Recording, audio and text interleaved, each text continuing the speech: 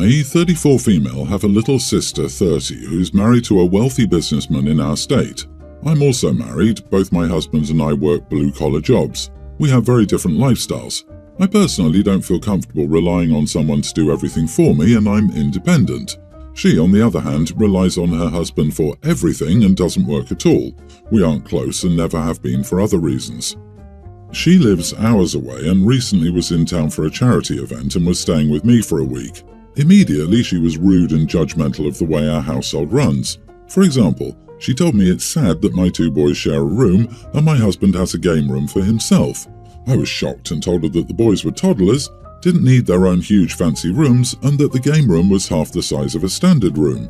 She had more to say about other things we did in the house, acting like she was so much better than me and felt bad for the kids and me. We grew up together in an extremely poor household, so I don't understand why she was acting like we didn't experience way worse. She was rude her whole stay. My husband even told me she asked him why he doesn't cook or spend time with the boys after he just worked a 10-hour shift. Coming from a lady with a live-in nanny and chef. I was shocked and appalled by her attitude. I confronted her the next day about chastising my husband, and she said she did it because she felt bad that I did most of the work in the house and he barely did anything. I told her she doesn't do anything, she doesn't work, she doesn't watch her kids, she doesn't clean or cook. All she does is shop and do charity events, and that my husband works more in a day's shift than she has in years, and stop acting like she's better than us. She started playing the victim, crying, saying she was standing up for me and just wanted me to not feel burnt out.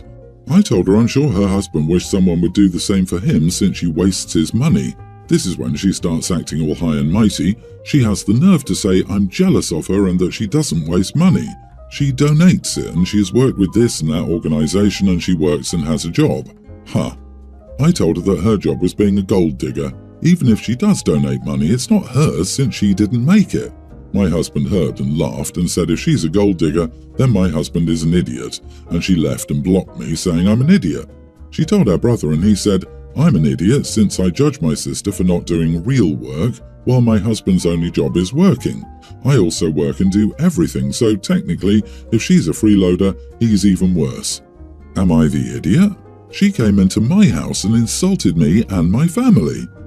You are the idiot. She had a point about your husband and not spending time with his kids, and also about the boys sharing a room while he has a game room. If he has time for games, he has time to be a father too. Your husband seems useless in the household. Why are you so judgmental against her for being rich? Why does it bother you so much that she has a nanny and a cook? I mean, I get it, your husband is useless, and you probably are burnt out, but honey, that's not your sister's fault. In fact, she seems to actually stand up for you. Her husband has a room dedicated to gaming when their kids have to share a room, but she also does 100% of the housework, cooking and childcare, and her husband refuses to even spend time with the children. Sorry, I'm confused. Why is OP obsessively defending her useless husband? And why exactly is her sister an idiot again? OP is embarrassed, that's all it is. All your husband does is work 9 to 5 as you do. Then you come home and do the cooking and childcare while your husband is tired from working, just like you are. Your sister observes how you do most of the household tasks and sees the imbalance of it. Considering you're both doing it 50-50, he should also be cooking and doing childcare. Since he's not, he's a gold digger since he's getting free labour from a cook and nanny. You, just like your sister is a gold digger from getting free labour as well. Looks like you're a hypocrite. Geez, everyone's the idiot here. Your sister should not be spending her entire stay with you being disrespectful and pointing out all the problems she sees, and it's fair of you to be upset about that. However, you suck here because your response was entirely uncalled for. Charity work is both real and important work. You sound jealous. She sounds rude. Neither of you understands or respects the other's lifestyle, and you both resorted to nasty personal attacks. My nearly adult nephew's going through this rebellious phase where he won't listen to anyone and keeps acting up. Because of this, my brother asked if I could take him for a few weeks because my niece developed some health issues, unrelated to his behaviour since the health issues started way after his behaviour. I said sure. I laid down some rules for my nephew on the first day. I was relaxed, but my one strict rule was no guests. Nothing personal, I just don't want random kids in my house. but he's allowed to hang out with them in the backyard or anywhere else so long as he's back by 11 p.m. and he stays out of trouble. It was going well for the first couple of days, but I caught a girl sneaking out at 4 in the morning, which gave me a heart attack. So I let them both have it and told my nephew if this happened again, then we'll have to revisit the rules if he isn't mature enough to handle them. Not even a week later, it's around 1 a.m. and I'm chilling in my room. I'm usually asleep by now, but I had a day off work. I heard giggling and knew he had a girl in the house. I decided to embarrass him because scolding and yelling wasn't working, so I stood outside his door, knocked loudly and yelled, "I forgot to tell you, but your anime cosplay costume came in. It's in the basement if you want to try it on." Now, there's nothing wrong with anime or cosplaying, but my nephew and the type of people he hangs out with do not like it. I heard the girl laugh before my nephew ran to the door, unlocked and began going, "What the heck are you talking about?" I gave him a look, he rolled his eyes, and I told him the girl had to leave. Side note, it was a whole other girl. She was laughing the entire time. She finally left and my nephew started yelling at me for embarrassing him. He said he'd hate me forever if I ruined his social life. I told him not to disrespect me then and said he should be glad I didn't embarrass him even more. He said it would have been better if I just yelled at them, and I reminded him of the last time, which shut him up. I then told him that either way the girl clearly knew I was joking, but I'd actually order a costume just for him next time if he brought another girl over. He said screw you, then ran to his room. It's been a few days and he hasn't had any girls over and instead hangs out in the backyard with his friends. I feel like it might have worked, but he's still upset about the joke. He told me that the girl told her friend group and now like 5 girls think he's an anime cosplayer. I told him they were teasing him, but he insisted I'd ruined his rep. I don't know, I don't have kids and I do feel a little bad. Am I the idiot for embarrassing my nephew? Not the idiot, looks like he ended up on the find out side and didn't like it. But he learned. Also, you embarrassed him in front of one person who shouldn't have been there in the first place. You didn't embarrass him in public, like making him wear cosplay to school or something. He should thank his lucky stars that you didn't decide to get even more creative. Oh, the teenage ego, so fragile. Everyone has currency or something that they value. You can punish young children by saying no dessert, but teens don't respond to that, so you have continually adapted, taking cell phones away, embarrassing them, etc. He'll get over and laugh one day. But maybe you should buy a Sailor Moon costume just in case. You don't want anyone pregnant under your roof. What probably happened was the girl told her friend, who was probably the other girl he had over there, who found out he was messing with both of them, and probably some other girls in their friend group. The embarrassment worked. You treated him like a mature, reasonable person. That didn't work. So you found an effective way to get him to understand the rules. Welcome to being a parent. Quick backstory. I, female 29, married my husband 45 a little over a year ago. He had 2 kids from previous marriage, Sam, teen male, and Zach, tween male. My husband and I started dating when Zach was 4 and Sam was 9. I treat both of them like they're my own sons, but Zach and I have a closer relationship. It's because I met him when he was very young. My husband and his ex-wife have 50-50 custody, 1 week with us and then 1 week with her. Now for the situation. In our home we have a rule that there are no electronics after 8:30 p.m. This applies to my husband and I as well. We think it's important for us to have quality family time in the evenings and protect our young kids from using the internet without our supervision. The internet is a dangerous place for kids nowadays. Sam is very involved in school with extracurriculars and sports, so sometimes he doesn't get home until 7 p.m. Sometimes it can be hard for him to balance everything, but he doesn't want to give up anything and we support him. 2 nights ago he came home at 7 and we ate dinner, watched a 30-minute show, and then Sam went up to his room around 8. I planned to read before bed, so I put my phone and laptop in the docking station early. This is where we put our electronics at 8:30. At 9 p.m. I checked on Sam and he was on his computer. I asked him why he was breaking the rules and he said he had homework due the next day that he had to finish. I told him that, unfortunately, rules are rules and that he would have to put his laptop up immediately, and I would spare him the consequence. He told me that it would only take him 15 more minutes. I said no, he must give it to me now. After some back and forth, he gave it to me. Our consequence is that if you break this rule, you cannot have any electronics for 3 days. Because he argued with me, I told him he couldn't have his laptop, phone or Nintendo Switch for 3 days. He was extremely upset, calling me names and saying how I wasn't his mother, but I took his electronics and left. Yesterday I got a phone call from my husband's ex-wife. She started yelling at me over the phone, telling me that Sam got a 0 on an assignment because I didn't let him finish it and that this rule in our home was absurd. Turns out he emailed her from a school laptop. She was furious and I told her respectfully that at our home we have our own rules and when the kids are here they have to follow them. Also, Sam should have planned better to finish the work before 8:30. She yelled at me some more and said that this was unfair and that I was being a tyrant. After this, I called my husband, who told me to stick to my rule but not to talk to his ex anymore because he didn't want her to yell at him. Now Sam is giving me the silent angry treatment and his mother has been texting me that I'm cold and heartless. Am I the idiot? Wow, you're not a stepmom. You are a tyrant. The real mom called that right.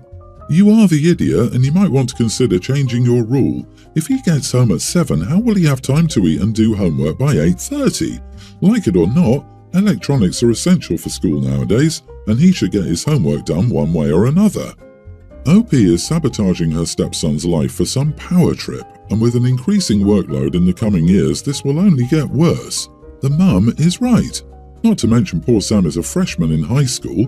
OP is going to absolutely ruin his future. I hope Sam chooses to stay with his mom. He's old enough for his opinion to be valued in the court, and I highly doubt a court would consider forcing kids to get 0s in school because of my rules. Also, where the heck is the father when this is going down? If he's just letting OP lay down detrimental rules without standing up for his kid's ability to do required schoolwork, then he has no business having custody. Am I the only one who noticed the massive age gap? OP and her husband started dating when she was 24 and he was 40. Then again, maybe that's OP's real goal here. Oh, I just realized you wrote that snarky comment about him emailing his mother from a school computer. How dare you ever suggest he can't contact his other custodial parent? You can't take his phone in this situation because people no longer have landlines. You cut off his ability to speak to his mother. What if she's tracking him by that phone? The mom is gonna rock you all. My mom named me. My dad wasn't involved in my life until I was about 4. So mom named me herself and I have her last name. Dad ended up stepping up eventually, but I'm not close to him. My mom died when I was 6. My dad was dating Natasha at the time.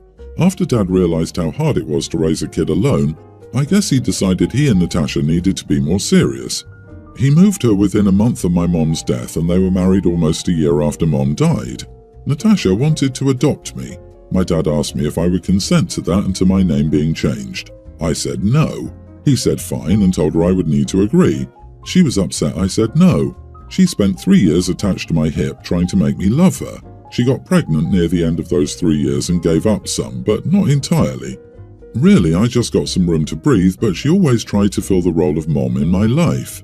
One thing that's always bothered her is my name. It's not your classic common name. I always loved my name, but my stepmother named her kids names like Elizabeth and James, so my name sticks out. I like it. She named her kids, but my mom named me, and I like that my name stands out. A few times she's tried to nickname me something like Emily or Hannah. I've told her that is not my nickname or something I will take as a new name. She told me surely we could find something better. I've told her no many times. She said my name will not age well and will make my life harder when I graduate college and have to find a job. I told her I didn't care. A few days ago she got really frustrated because I had a teacher write father and stepmother in an email she was sending out to parents. The teacher asked if they write mom or dad or grandma and grandpa, mom and stepdad, etc. And I told her father and stepmother. She was on edge because I didn't ask for the email to be sent as mom and dad. Or just mom since my dad is pretty checked out. She told me my name was horrible and my mom tried to make me unique and in the end gave me a stupid name. I told her I didn't care about her opinion. She said after 10 years of raising me, didn't she deserve a chance to give me a name she'd like, even a nickname? I told her I was glad she didn't name me because I found her taste in names just as horrible as she finds my name. I told her it would kill me to have one of her boring damn names. She freaked out and said I was disrespectful and to think of what my half-siblings would think if they knew I hated their names. I called her a hypocrite and I said I was telling her, not them, unlike her, who decided to tell me for years that she dislikes my name. She sent me to my room that night.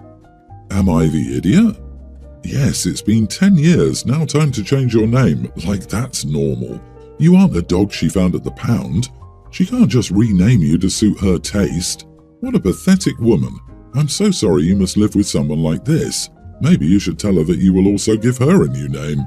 You are not the idiot. She's out of line and utterly disrespectful to not only your name, but also the memory of your mother.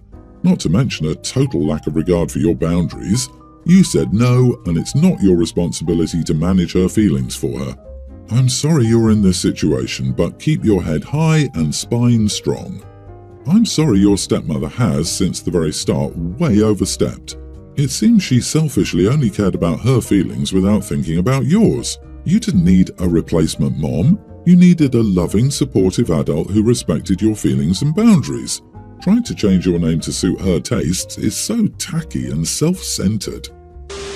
I'm a nursery teacher and have been for the past 10 years. I'm 28, or at least have worked in the same nursery for the past 10 years. I did my college placement and my apprenticeship in this nursery.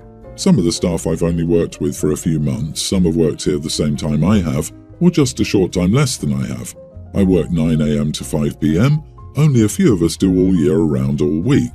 I'm friendly with them, like you have to communicate well and get along well enough in this job, but being friendly doesn't mean being friends always. I must have run into one of the parents, which happens frequently, but this time with my wife. We've been together 11 years, and this parent is a gossip, so she must have told my colleague that she met my wife.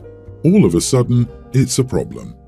That being closed off like this makes it seem like I've been fake, that I've made them seem like bad people for even having to hide them from them. Ironically, we had one parent who wasn't comfortable with me, proving my point.